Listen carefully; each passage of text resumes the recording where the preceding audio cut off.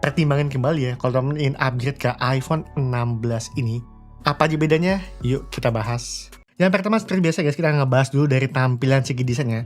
Setelah aku udah beberapa hari pakai, ini memang terkesan tuh kayak hampir sama aja guys. Cuma kayak bener-bener beda tuh di bagian capture button aja atau kamera kontrol ya namanya. Bilang kayak lebih besar, lebih nggak nyaman atau lebih berat. Aku yang udah pakai guys, udah ngetes langsung. Sebenarnya ini tuh nggak sampai beda yang sampai gimana banget ya. Feel di tangan tuh walaupun naik 0,2 inch ini tuh berasa kayak masih sama-sama aja guys. Jadi dari upgrade 6,7 inch ke 6,9 inch aku nggak merasakan ada sampai peningkatan gimana banget. Di genggam tangan juga ini so far ya hampir sama aja. Jadi ngomongin buat ukuran size, ini harusnya belum menjadi isu ya guys. Jadi menurut aku ya masih oke-oke aja di 6,9 inch ini. 16 Pro Max ini dari tampilan desain tuh ya sama aja guys kayak iPhone 15 Pro Max yang nggak jauh beda. Cuman kayak hadir dalam warna baru, kamera kontrol, dan size yang lebih besar sedikit aja guys. Cuma ngomongin buat size juga nggak sampai ngaruh gimana banget. Lanjut ya dari segi displaynya. Kalau ngomongin buat display memang sekilas itu ya hampir sama aja guys. Ukuran notch juga masih sama, nggak ada yang berbeda. Ngomongin buat tingkat kecerahan juga ini masih sama aja. Output max-nya di 2000 nits dan buat brightness max-nya di 1000 nits. Cuman di sini yang berbeda ngomongin di bezel displaynya. Kali ini memang aku harus akui ya guys. Yang sebelumnya kalau kita liatin perkembangan iPhone dari satu seri ke seri yang baru, ngomongin buat bezelnya tuh tipis tuh hampir-hampir nggak kelihatan ya. Cuman upgrade dari 15 Pro Max ke 16 Pro Max, itu bezel display bener-bener tipis banget ya di iPhone 16 Pro Max ini. Jadi tuh berasa tuh kayak layar tuh makin luas lagi ya guys. Size juga lebih besar, 6,9 inch, bezel lebih tipis. Wah ini sih bener-bener layar tuh bener-bener oke banget ya buat aku pribadi ya. Kalau kayak lagi mau main-main editing video, ini sih lebih oke aja guys di layar yang besar ini. Stabil di 60 Hz, dan memang kalau teman-teman scrolling, itu lebih dominannya tuh ke 80 Hz ya guys. Ngomongin buat 120 Hz itu bisa bilang tuh ya agak-agak jarang ya. Lebih stabil di 80, cuman ya 80 nya juga udah oke banget ya. Berasa kayak cepat aja, nggak delay sampai gimana banget. Jadi harusnya sih ini bukan isu yang sampai gimana banget ya.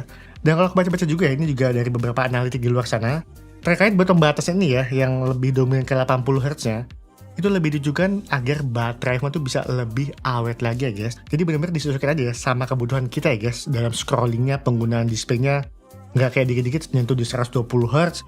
Kalau memang di 80 juga udah cukup, ini ya it's okay aja. Dan aku juga tes 80 Hz, ini masih smooth aja guys, masih benar-benar mulus banget. Lanjut dari segi chipset, A17 Pro versus A18 Pro. Kalau buat kebutuhan daily aja, ini aku udah tes ya guys. Aku coba pakai tuh kayak buat WhatsApp, buat buka sosial media, YouTube, Talkpad segala macam, marketplace. Jujur kalau teman-teman jalin aplikasi basic, ini tuh semua itu berasa hampir sama aja, hampir identik ya guys. Walaupun skor di atas kertas dari Geekbench, ngomongin buat performance A18 Pro itu udah unggul jauh banget ya guys. Dan mungkin memang ini cocok buat teman-teman, kalau teman-teman aktif main games AAA di iPhone, harusnya itu bisa lebih mendorong banget ya guys. Aku setelah beberapa hari ini ngetes kamera kontrol ini. Untuk ukuran size sebesar ini ya, iPhone-nya 6,9 inch dan tangan aku yang kecil, fitur kamera kontrol ini tuh di setiap orang pasti bakal beda-beda ya feel-nya. Buat tangan kecil, ini kayaknya agak sedikit sulit dengan size iPhone sebesar ini ya, 6,9 inch. Kecuali mungkin aku ambil size 6,3 inch 16 Pro, ini mungkin akan jauh lebih oke ya guys. Nah jadi teman-teman harus pertimbangin dulu ya, mau beli yang size kecil atau size besar. Dan paling ya fitur andalnya di bagian style ini, nggak cuma sekedar filter, ini adalah filter yang lebih powerful ya guys. Kan teman bisa mengubah warna tone-nya. Record video 4K 120 fps, ini juga spesial ya guys buat iPhone 16 Pro dan iPhone 16 Pro Max nya.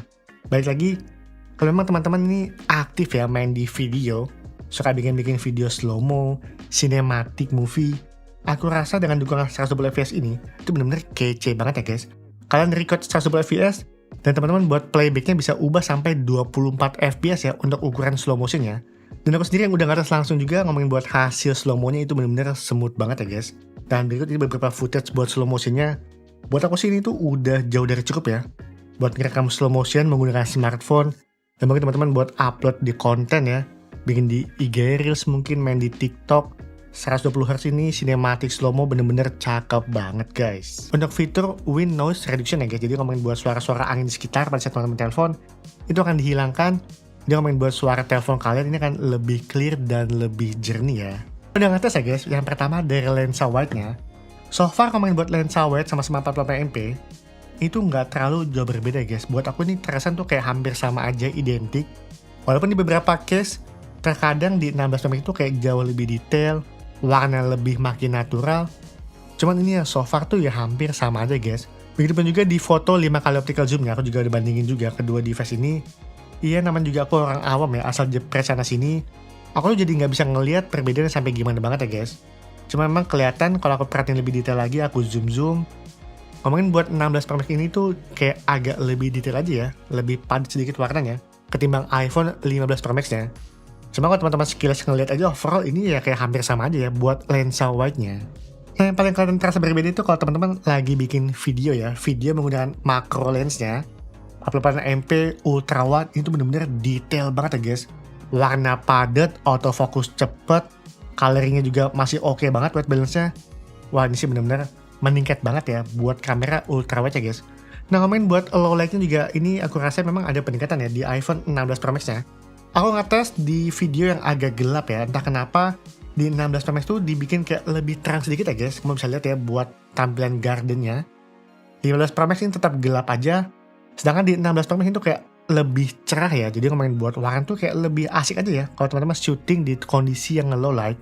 Cuma sangat disayangkan, ngomongin buat flare di iPhone-nya, yang katanya udah menggunakan lapisan anti reflektif segala macam coating lah, itu masih ada aja ya. Dan aku bandingin buat flare-nya, terkesan tuh ya masih sama aja, identik seperti iPhone 15 Pro Max-nya ya.